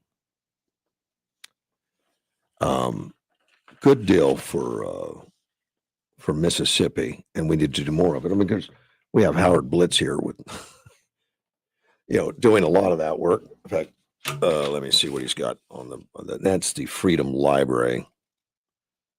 I think all the stuff I have on him has been expired. I mean, he's running a lot of events throughout. He comes in occasionally and talks to me about some of the classes and some of the stuff he's running. But it's all been started right now. Okay. So thank you, Jesse, for bringing that up. I wouldn't have gone to that report right then, but I did. Real quick, new Arctic discovery could deal massive blow to China because Chinese have a dominance on the rare earth minerals. And we're looking for solutions, I think, because of Donald Trump's particularly really fast. Mike Dunleavy, he's the Alaska governor. He said they're heralding a new discovery, because in nanotechnology energy is what they're looking at. But Graphite One site near Nome uncovered vast reserves for which Beijing previously accounted 90% of the production. It says as of 24, the U.S. was the least. They have 93% import dependent on both rare earth elements and graphite itself. And it's that graphite that they found, particularly in the Arctic and up near Alaska. But this week, rare earth elements were discovered in addition to the graphite load is going to step up the U.S. and can take up against the CCP through Trump's American energy dominance agenda. Batteries, renewable energy technologies, fiber optics, lights, magnets, consumer electronics, phones, tablets rely all on REEs and, of course, the graphite, all which China has real dominance and has cornered the market on. And of course, China has export limits now on magnet-related REEs, and according to them, that they're trying to hold back, which affects our not only our industries here and electric motors and airplanes, but defense equipment, military equipment is loaded with this stuff. So they say also that REE just outside of Alaska, they've been discovered in Pennsylvania. But the problem has been getting by the EPA to mine this stuff. It's been hard to get that done, and that's what Trump has been. He's been pushing for and trying to cut down some of the red tape and some of the bureaucracies and all that. Let me take a quick phone call. You're on the air. You got 1 minute. 1 minute. Flood China with opium like we did the first time, and mine the Gulf of America for the minerals we need. They're both plausible plans. Yes. I don't know about the flooding China with opium, but definitely the Gulf of America has a plan. If we can keep the name America, there's lawsuits on that. Well, I've rewritten all of my dictionaries and all my history books here in the house. You scratched them out and wrote over them. You used the whiteout. I got one of those things you make little, labels. Yeah. And I just stick that over. Put a label maker on it. Yeah, there you go. Oh, good deal, man. I appreciate the call. Thanks. Have a good day, brother. You too, man. Bye-bye. With that, I'm going to take a break because it's 8 o'clock. I'm out of here, and Life, Death, and the Law up next. AM 560, KBLU.